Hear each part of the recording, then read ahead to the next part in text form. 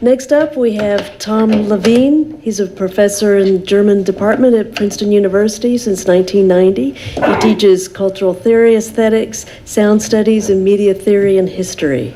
He was a co-editor for many years on the journal The Musical Quarterly, where he was responsible for the rubric Institutions, Industries, and Technologies of Music, and his published scholarship includes essays on the metronome, the Princeton Radio Research Project, and on Walter Benjamin, Theodore O'Donoghue, and Rudolf Finneger's work. His current work is on the origins of sonic. His speciality grows out of a long-term research project on what he calls the media archaeology of voicemail. If you saw his presentation yesterday, you'll love today's presentation. Here's Tom. Let's hope. Thank you for the gracious introduction. Thank you all for being here. I'm going to go fast because I naively trusted the program, and we have less time than I thought. So lots of images, and at the end, some audio samples. This project that I'm going to talk about today comes out of a project that I just gave a lecture on at last year's ARSC in Baltimore on what I call the media archaeology of voicemail. That is the history of individual recordings on gramophonic carriers sent to the mail. In the United States, here's one from the 86th floor of the Empire State Building. Hundreds of thousands of these were made all over the United States, Europe, South America. Here's one from Portugal. Here's Nazi voicemail, der sprechende Feldpostbrief. This is a Dutch colonial piece of gramophonic voicemail sent from Holland to the Dutch East Indies. I love the bicycle wheel as gramophonic record. And this is one from Brazil in South America. You would go to the post office to record your audio letter and send it to somebody else who could listen to it at the post office there. Very important because in 1941, when this was introduced, the Brazilian population had an over 60% illiteracy rate. In other words, affording access to letter writing for those who could neither read or write. This is important for what I'm going to talk about today. Today's talk, in a certain sense, is the prehistory of that story. And in a certain sense, it begins with this fantasy, and that is the fantasy of phonographic cylinder mail. If I had more time, I've been doing a lot. I've written a chapter in this book that I'm just about done with on Edison's Mexico project for a Mexican phonopostal system, which never came to be, and the elusive postal cylinder. But this fantasy of sending cylinders by mail, and anybody who's ever held or used a cylinder exactly finds that truly hilarious, as it is. But this was the fantasy. Dictating his mail on top, receiving a phonographic missive on the bottom. This was a fantasy of the year 2000 in the year 1900. So what, this fantasy of, hello, sir, your cylinder has arrived, exists well into the early 20th century. This is from a 1919 article talking to Daddy on a wax cylinder. That's a fantasy, right? In fact, for this possibility to really take off, it had to have a support, a medium that was compatible with postality, which is to say, flat. And that's the fantasy that you see in this beautiful chromolithograph. Speaking on a postcard as a record, the receiver hears the postcard speak. And I want to just look at this chromolithograph with you for a moment because it's actually quite interesting. Because if you look carefully at the field on the left, and in a certain sense my whole talk today will be going from this field to that field, and we'll talk about the field on the right at the end. If you look here, what this young woman, and it's not accidental that it's a young woman for reasons that will become clear in a moment, is speaking into is not a gramophone, as you can tell. Rather, it is this device. Here's the same young girl, in fact. And what that device is this image is from an essay by a guy named d'Allemagne in the issue of the important scientific journal La Nature in 1905. And it's about the phonocard, phonocarte. And the device that she's speaking into is this, the Phonopostal, a device that was invented In fact, in 1903, I'll tell you about the invention in a second, and came onto the market in 1905 and allowed you to record onto small postcards that had a very thin covering and that you would send unadorned, not in an envelope, through the mail, and your recipient could then take the same postcard, put it on his or her device, the same device, and play back and hear your voice. This is what they look like. It looks like it is a regular postcard. They bought in bulk extant postcard stock, and then added, you can see the grooves here, added a very thin covering on the backside. That covering, in fact, is not chemically dissimilar to something that many of you may be familiar with, completely contemporaneous, and that is the white covering of the Neophone records of Dr. Michaelis from the same period. White, kind of plaster of Paris-like material. Important is that it allowed them to use the postcard, a much less fragile format to send it through the mail. Here's how it worked. This is an instruction booklet that I was happy to find. You would sit at a table, here's our young girl again, and insert your postcard into the holder C, and have, with this short recording horn, you would speak into it. Here's the postcard that you would put into the holder. It would rotate. You would record it, send it through the mail, and then the recipient would put on the playback head and the playback horn and listen to your voice. Now, who's listening and who's speaking is important because their slogan, and it's one that you may have noticed on the Empire State Building voiceograph disc, is don't write anymore. Just speak and listen. N'écrivez plus. Never write again, right? This is the end of writing. Or rather, this is the displacement of writing, handwriting, with vocal, audio, oral, mouth writing. And the consequences of this, gender political, media theoretical, are non-trivial. Look at this advertisement, right? Speak. Don't write anymore. Just listen. Who's speaking? A young girl, figure of the pre-literate, of the excluded from certain kinds of gendered educational privileges. And who's listening? The old grandma, potentially blind. The blind can hear a spoken record. Someone who can't see well can hear a spoken record. And indeed, in this advertisement, those stakes are very clear. A young girl holding a speaking postcard behind her back, it watches with astonishment and delight as the bearded, bespectacled old man, figure par excellence of generational and institutional educational privilege, drops his dictionary and spelling manual, as this phonograph says, don't write anymore. And this represents precisely a generational media political shift, and one that has enormous consequences for example, access of epistolary communication to the illiterate.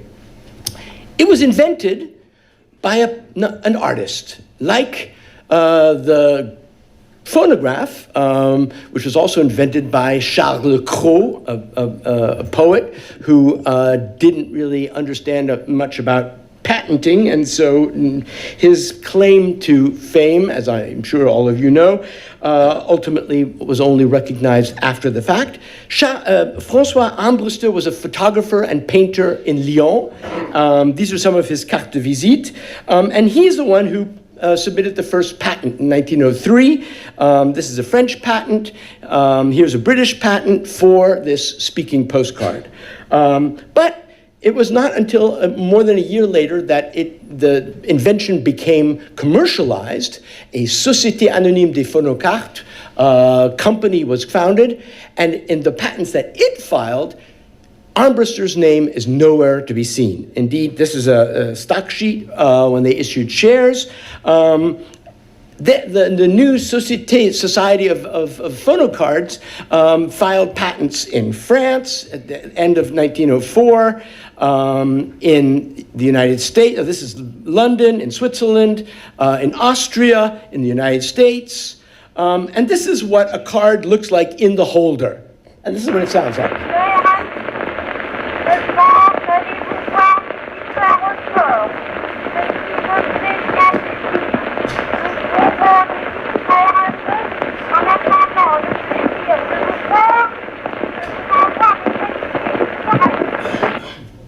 Now, what's amazing is that you could write the address on top of the grooves, postal cancellations on top of the grooves, and nevertheless, the darn things would play, which is pretty amazing, no? How are they distributed? A newspaper in the west of France, for example, La Petite Gironde, had a campaign, and they would go from town to town offering to merchants the right to be the exclusive distributor of the sonorine and Phonopostal machines in their village. And then they published, as here, who's the exclusive representative for these cards in each of these villages. Just to give you a sense, because I did some very careful research on where, because they list who's selling them in each village. This is what these places looked like, to give you a sense of just how futuristic the idea of an audio letter must have been in a place where you barely look, you barely see an automobile. Right, in 1905. They were sold at newspaper stands, at hotels, at the newspapers' offices in certain towns, and similar kinds of locations. The cards were sold, it seems, not only in France. Here's an example, if you look on the bottom of this card, of one that's for an English market. Make the record on this side. There were others, like this one, that were for the Portuguese market, for Portugal. We have evidence, and this is a card that was sent to and from within Porto. Doesn't look in very good shape, unfortunately, but nevertheless, it's important to know where these cards were disseminated. I even was able to find one in Brazil. Here you see at the bottom, Lado para registrar, a Brazilian Phonopostal card. That whole story is completely fascinating. I found advertisements in the local paper for this marvel of the miracle of the century, and I was even able to find the patent that somebody else, completely fraudulently, this is typical for Brazil at the turn of the century, basically a guy from Portugal who took the machine to Brazil and said, I invented this, and they gave him a patent for 15 years. This is the patent, but that's a whole nother story, very interesting one.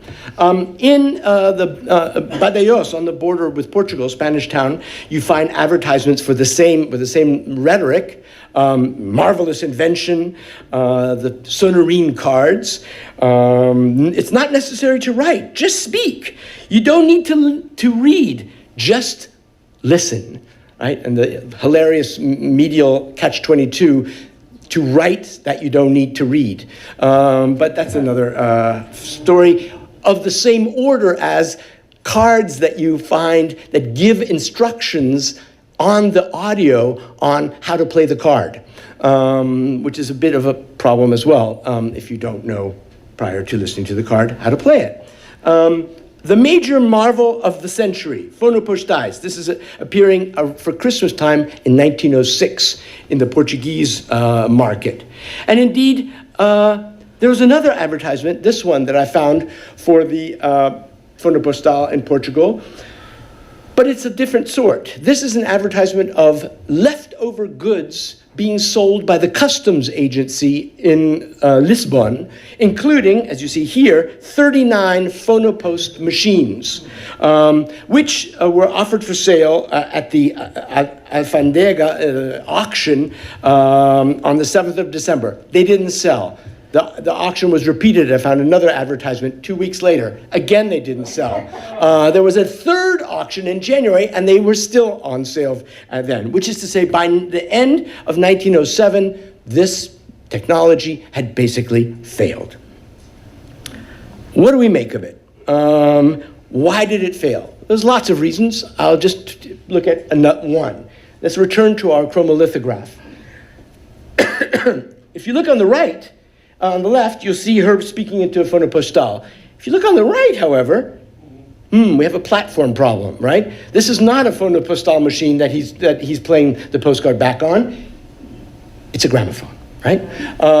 So that's not going to work, right? Indeed, this may have been at least the idea that was proposed at the same time for a simultaneous commodity that came out in the British market from Max Ettlinger called the discal card. This is a rare postcard in my collection that has precisely this kind of a phonograph. Look at the phonograph. I mean, precisely similar. And the idea was you could record your voice and send them and play them back on a gramophone. Here's advertisements for it. Phonograph idea revolutionizes letter writing. The idea was you could record such a card, and then it was playable on the gramophone that you already had at home.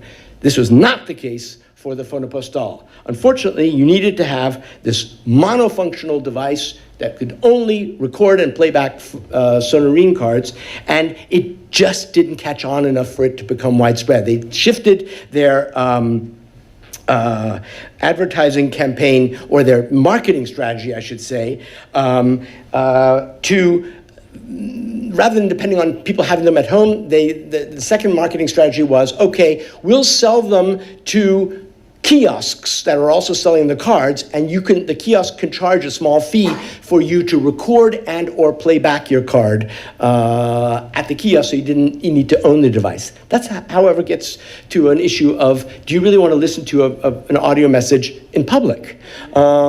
Particularly so since one of the marketing slogans, very interesting, I don't have time to go into all the different slogans and the reception history, which is a whole nother story. One of the slogans that they insisted on, very interestingly, given its data political contemporaneity, is that this was a postcard that kept your data, your epistolary information, private.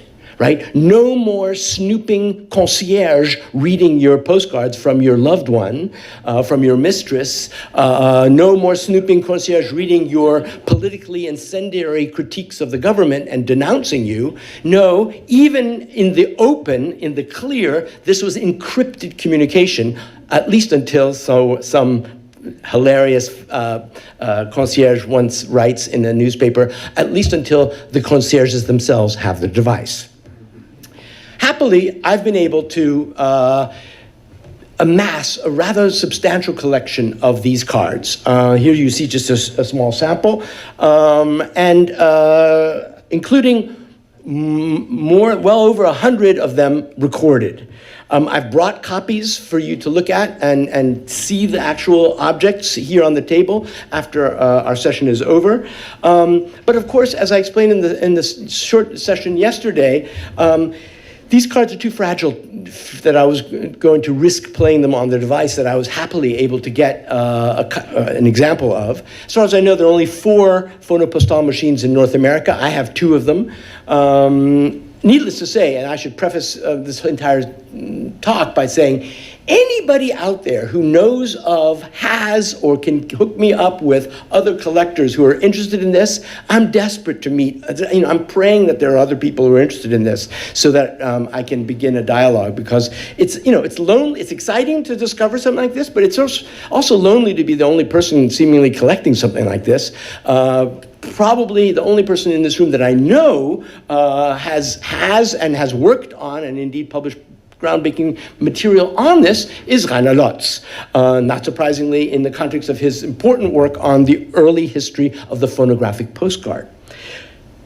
But I wanted to hear these postcards, so I developed with 2 colleagues in computer science a way to scan them and basically extract the sound algorithmically without touching the cards.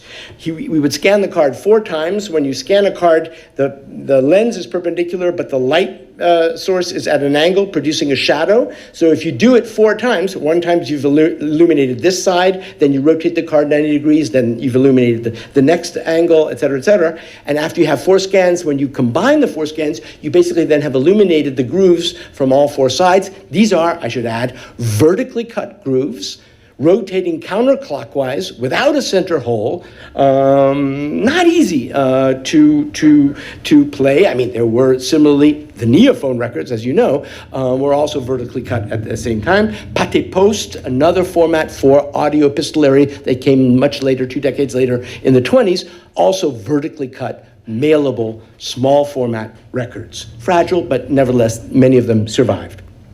So we scanned them, and this is what the aggregated scan looks like on the laptop. Then we calculate the height fields once we can look inside the grooves, and then we can hear the audio. Let's listen to one. Madame, Monsieur, avec notre petit appareil aménagé spécialement à cet effet, et sur nos cartes sonorines, on peut parler, chanter ou siffler. Vive les vacances, avant la rentrée, les maîtres sont à bord. Oh, le petit, je vois qu'il a la tête dans la bouche. Il est en train de se concerter avec son camarade pour savoir si elle est assez forte. So, ladies and gentlemen, with our little machine, which is organized specially for this purpose, and using our sonorine cards, you can speak, you can sing, you can whistle, and then he does some of all of those things. Here's another one. More or less the same thing. Many of the best recordings were probably demonstration recordings by the salesman who knew that to get a good audio, you had to speak into the horn. And if you didn't do that, if you spoke back like this, the recording was, not surprisingly, poor.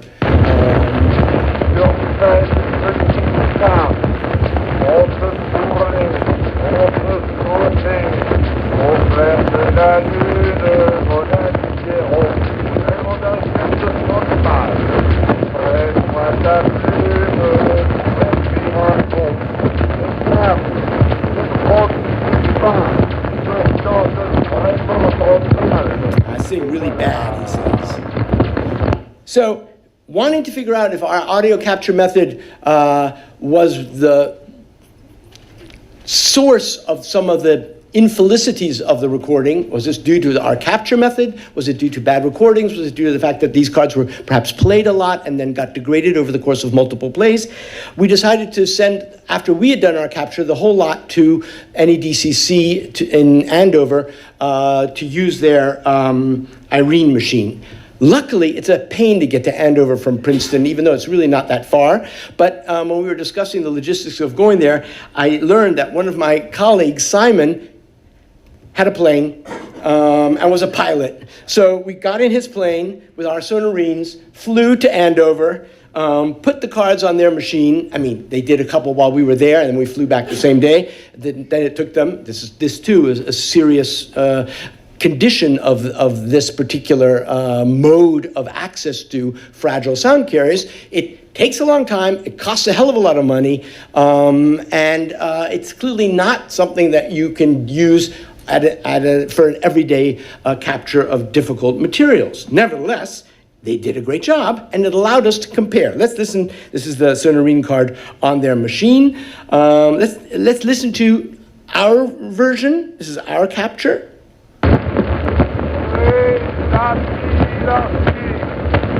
Je profite de cette merveilleuse invasion pour vous remercier une fois encore du samedi de création dans la salle de la France, du magnifique rideau pour le mot du cabinet de rédaction.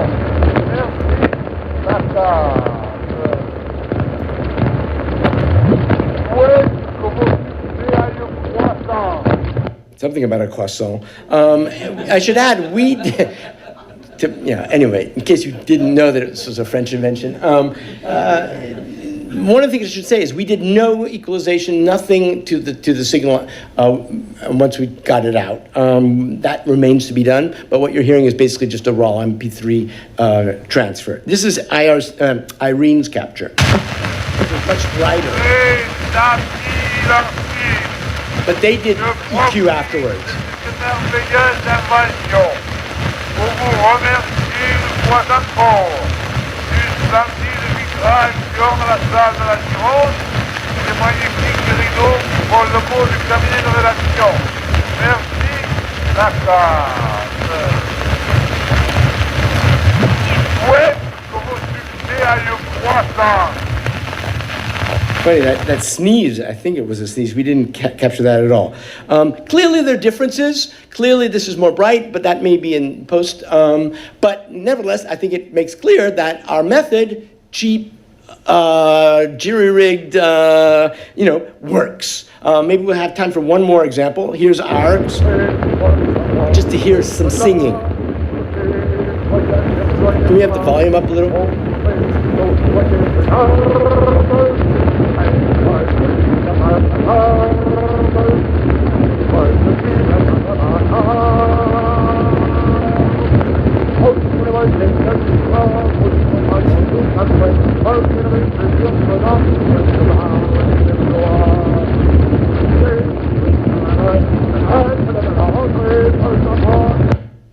So now you maybe have to lower the volume now because I think the Irene kept it louder.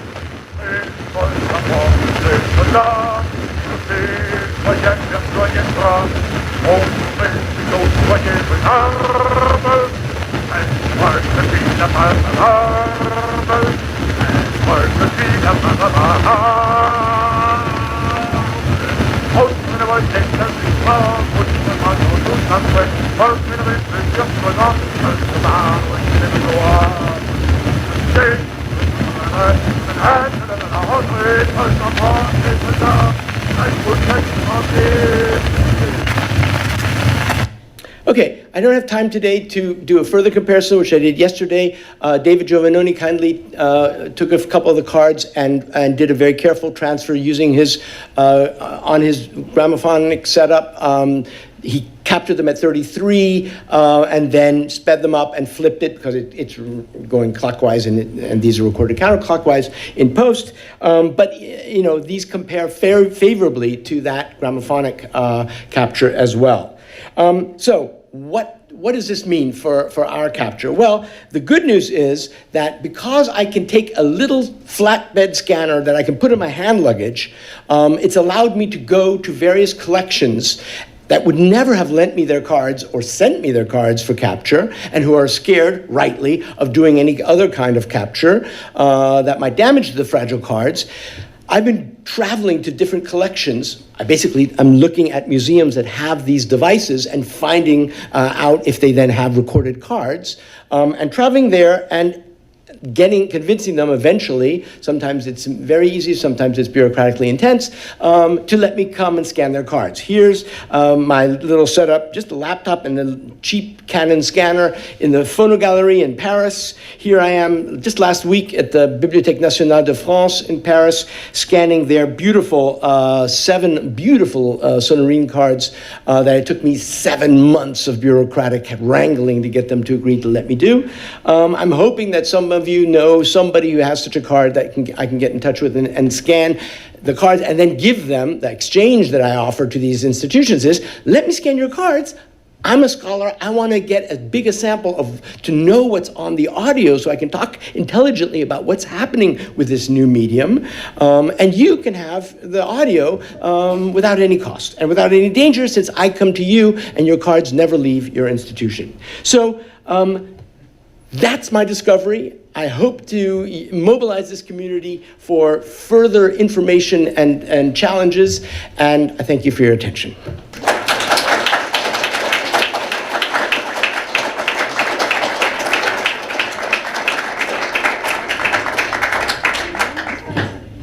Thank you. We have time for a few questions, 5 minutes or so. Just raise your hand and I'll run to you.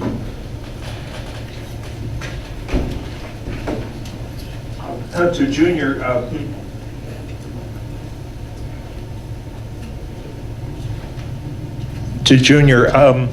I think there was also something called Flexodisc. Probably other people here know better than I, but they were out of, I think, San Francisco around 1930-31. They did dance band stuff as well. But there was some things done like Coke commercials that were done. Do you know if they had any like master copies of that stuff that was? That's a great question. I haven't seen anything in my research about master copies of flexi discs. At least Yeah, I'm sure for the more modern ones, but I'm not sure about the ones that have been done in the past. Yeah, okay. Actually, Flexo began in 1924-25 as New Flexo in Kansas City. And they moved to San Francisco around 1930-31. They were selling pop records. They were also making 16-inch transcriptions. And in addition to that, of course, there's Durium, which, in addition to Hit of the Week, they also had 4-inch or other sizes, either round or square. Chevrolet in 1930 sent out 1 million of the advertisements, for the 1931 Chevrolet. Those are the round ones. And there's an Amelia Earhart recording as well. In England, Goodson Records was a flexible label that was, lasted for 2 or 3 years. The Russians were doing not just the X-ray films, the actual governmental Melodia company were pressing Flexos. And I have an example of a record that was on a 7-inch vinyl and a 7-inch flexi.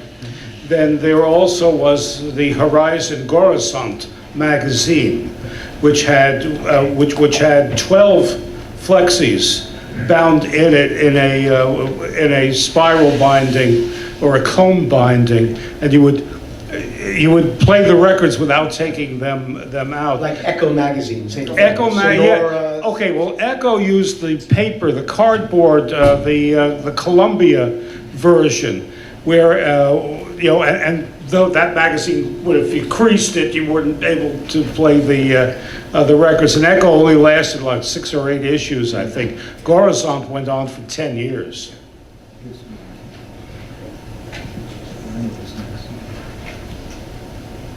I thank the two presenters. Both presentations were brilliant. I liked it very much. Congratulations. With regard to Junior, I think you should be very clear not to confuse flexi-disc with flexible discs. They're two completely different technologies. And as you said, the first records that could be bent to a certain degree were on the market from 1904 onwards. And then through the entire history of recorded sound, flexible discs were in use, and they were using different compounds, cellulose, celluloid, whatever, ebonite. And flexi-discs are completely different. The flexible discs mostly were single pressings, in contrast to flexi-discs, which were sheets, which were later on cut. And flexi-discs are flexible discs, but not all flexible discs are flexi-discs. Thanks for the distinction. And also, some of the items you mentioned are not pressings at all. So the Bones records, almost all of them, are direct cut personal messages or direct cut recordings for personal use to enjoy. All of those, including the carte postale and the phonocards, are very, very rare today. And there are reasons for that. One, the carte postale or phonocards were of no use to anyone except the recipient. Once they tried to listen to it, they would discard them. And most of the other discs did not have anything to be attractive to the collector. They had not any caruso on them.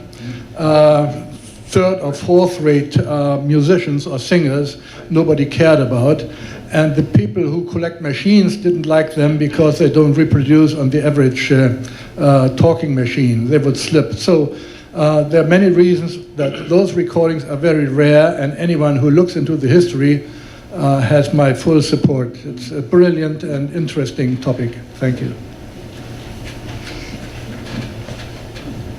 Hi, I've got a postcard, a German postcard from 1910 that's got a marching band on it. So, Yes, yes, like just like that. indeed. In fact, I that's brought it. some How did you get examples it? Of commercial, this is a Tux, this is a German Musica card, this is a Vaco card where they figured out how to make the vinyl transparent and put it on top of the postcard. And this is from America in the, I think, 30s, Stag Tobacco, in a series of 4 postcards that they mailed out. These are much more readily, can be found because of they were gimmicks, and they printed a lot of them. So there's someone. But they're pre-recorded as opposed to these, which are individually recorded, right? So Fundamental there's difference. recording And sessions. these are for- gramophonic. You can play these on any gramophone. Thank you, Sarah. I have 2 notes, I guess you'd say. First of all, for Junior, you might look beyond the scope of some of the publications you've already looked at. Mad Magazine. Yes, I noticed, yeah, I saw that as well. Look for that, because collectors look for both the one that has had the extraction and the one still in there, of which I have both. Okay, second point. Now, for something that's very obscure, there is a 1-hour documentary on Russian music during the Cold War time frame. Right.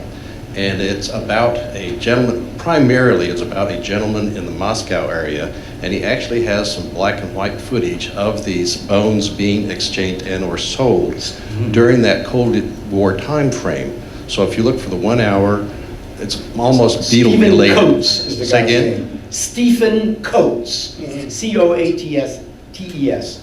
The scholarly response. Thank you, you're apparently aware of it. Thank you, Sarah. I just have a brief comment that kind of relates to both presentations. There's a company called Vinyl Post that was established in Paris, Texas in 2017, and they do a monthly subscription of mailable postcards where it's new music releases related to the radio station that they're affiliated with. Great. Vinyl Post. Never heard of it. Thank you. Great tip. Any more questions? I have a question for Tom, actually. I was wondering what kind of content is recorded. I mean, was it mostly individual correspondence between people, or was there anything else? It's an important question, and I can only begin to give an answer because it would require a little bit more time. But as Rainer Lutz rightly pointed out, this is a vernacular archive. So it is not great men with great performances and great musicians or singers. It is pop cultural to the extent that you have music. It's people singing songs of the time. La Femme à Barbe was one of the ones I played for you. Au clair de la lune, etc., etc. They are personal messages. It's whistling. What's interesting to me as a media theorist is it's an archive of people's exploration with when confronted for the first time with the possibility, which was only theoretically the case with the cylinder, of sending sound to someone else. What did they choose to send? Some of them, as the first example I played for you, said, "I'm looking forward to seeing you next week." Others said, "I just arrived here and I'm all fine." Amazingly, I also have a few examples of people responding to a sonorine with a sonorine. And a couple of the examples I have here on the table, even more astonishingly, I haven't heard them yet, I just acquired this archive, are a set of sonorine postcards recorded, sent to the manufacturer, La Société Anonyme des Phonocards. So what did somebody send via audio to the company? So again, I'm hesitating to make generalizations before I've listened to more, and that's why I'm running around the world trying to find as many. But it's more of symptomatic interest as a media historical, media theoretical phenomenon than I don't have any naive hopes of finding a long lost recording of some great master. And that does not make it less interesting to me. I wonder if people didn't like what they sounded like, and that might be one of the reasons why. I think, in reading the response to this new invention, we have to be very careful as historians to not impose our contemporary hearing and its criteria onto another historical moment.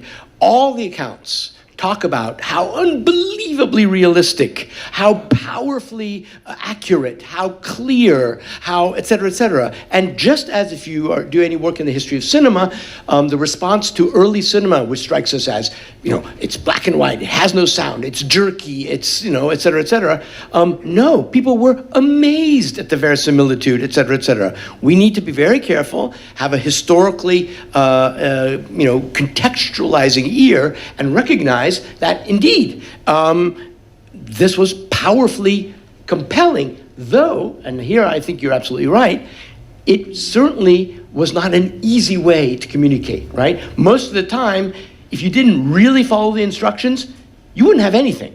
And when you don't have anything, when you can't hear anything, then it's sort of not really fun. Interestingly enough, a lot of the collections that I've gotten, it's clear that it's a bourgeois family that has bought this machine. The parents experimented with it a little bit, and then they gave it to their kids. And the kids are, doing things like making barking noises and just doing silly stuff that kids do. But that too is interesting. Thank you. Be sure and come up and see his examples, and thank you for attending.